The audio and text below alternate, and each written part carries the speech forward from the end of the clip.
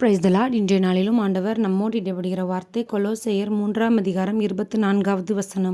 எதை செய்தாலும் அதை மனுஷர்களுக்கென்று செய்யாமல் கர்த்தருக்கென்றே மனப்பூர்வமாய் செய்யுங்கள். ஆமேன். அன்பான தேவனுடைய பிள்ளைகளே, ஆண்டவர் நமக்கு ஒரு விஷயத்தை கற்றுக் கொடுக்கிறார். நீங்கள் எந்த ஒரு விஷயத்தை செய்தாலும் அதை மனுஷங்களுக்காக செய்யாதீங்க, கர்த்தருக்காக செய்யுங்க.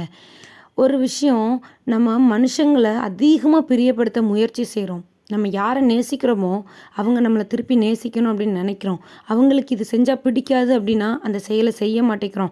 அவங்களுக்கு இந்த காரியத்தை செஞ்சால் பிடிக்கும் அப்படின்னு சொன்னால் அதை அவங்க முன்னாடி அதிகமாக செய்கிறோம். அவங்களுக்காக என்னென்ன காரியங்களெல்லாமோ செய்கிறோம். இவங்களுக்கு முன்னாடி இதை பேசினா இவங்க நம்மளை வெறுத்துருவாங்களோ, இவங்களுக்கு இது பிடிக்காது, நம்ம இந்த அக்கா கூட பேசினா இந்த அக்காவுக்கு பிடிக்காதுன்னு சொல்லிட்டு இந்த அக்கா கூட சேர்றதில்ல. இந்த மாதிரி நிறைய விஷயங்கள் மனுஷங்களை நம்ம நேசிக்கிறதுக்காக, மனுஷங்க நம்மளை நேசிக்கிறதுக்காக செய்கிறோம். இதே போல தான் அன்புக்காக ஆண்டவர் ஏங்கி நிற்கிறார். நம்ம என்னைக்காவது ஆண்டவரை பிரியப்படுத்தணும், நான் இதை செஞ்சால் ஏசப்பாவுக்கு பிடிக்கும், நான் இதை செஞ்சால் ஆண்டவர் சந்தோஷப்படுவார், நான் இதை செய்கிறதுனால அவர் துக்கப்படுவார், என்னை நேசிக்காமல் போயிட்டாருன்னா அப்படின்னு சொல்லி யோசித்து பார்த்துருக்குறோமா? இல்லவே இல்லை. நம்ம ஆண்டவரை மறந்தே போனோம். ஆண்டவர் நம்ம கூட இருக்கிறாருங்கிறத நம்ம மறந்தே போயிட்டோம். எந்த ஒரு செயலை செய்யும் போதும் நம்ம செய்கிறது ஆண்டவருக்கு பிடிக்குமா பிடிக்காதான்னு சொல்லி நம்ம நினைக்கிறதே இல்லை. நம்ம நேசிக்கிற ஒருத்தங்களை அடிக்கடி நினச்சி பார்ப்போம்.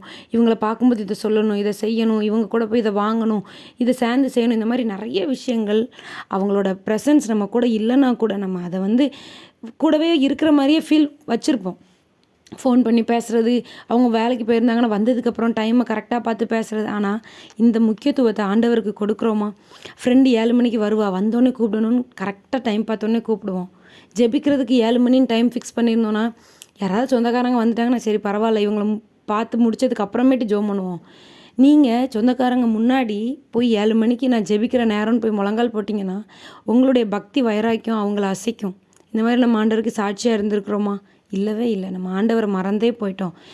ஆண்டவர் ரொம்ப அன்புள்ளவர். அதனால தான் நம்ம ரொம்ப காயப்படுத்துகிறோம். எல்லா ஆண்டவர் பார்த்துட்டே இருப்பார். ஓ, உனக்கு இப்படிலாம் பிரியப்படுத்த தெரியுமா? நீ இப்படிலாம் சர்ப்ரைஸ் பண்ணுவியா, அவங்கள இவ்வளோலாம் சந்தோஷப்படுத்துவியா, இவ்வளோ நேசிப்பியா அப்படின்னு சொல்லி ஆண்டவர் நம்மளை பார்த்துக்கிட்டே இருக்கிறார். அந்த அன்பை அவர் முதல்ல அவருக்கு கொடுக்கணும்னு நினைக்கிறார். எப்படி நீங்கள் நேசிக்கிற ஒருத்தங்க முதல்ல உங்களை நேசிக்கணும், ஃபஸ்ட்டு அவளுக்கு நான் தான் இருக்கணும்னு விருப்பப்படுறீங்களோ, அதே மாதிரி ஆண்டவர் உங்களை அதிகமாக நேசிக்கிறதுனால நீங்கள் அவரை முதல்ல நேசிக்கணும்னு விருப்பப்படுறார். அதனால் எதை செஞ்சாலும் மனுஷருக்காக செய்யாதீங்க, முதல்ல ஆண்டவருக்காக மனப்பூர்வமாக செய்யுங்க. ஆண்டவரை சந்தோஷப்படுத்துங்க, அவர் உங்களை ஆசீர்வதிப்பார். God bless you.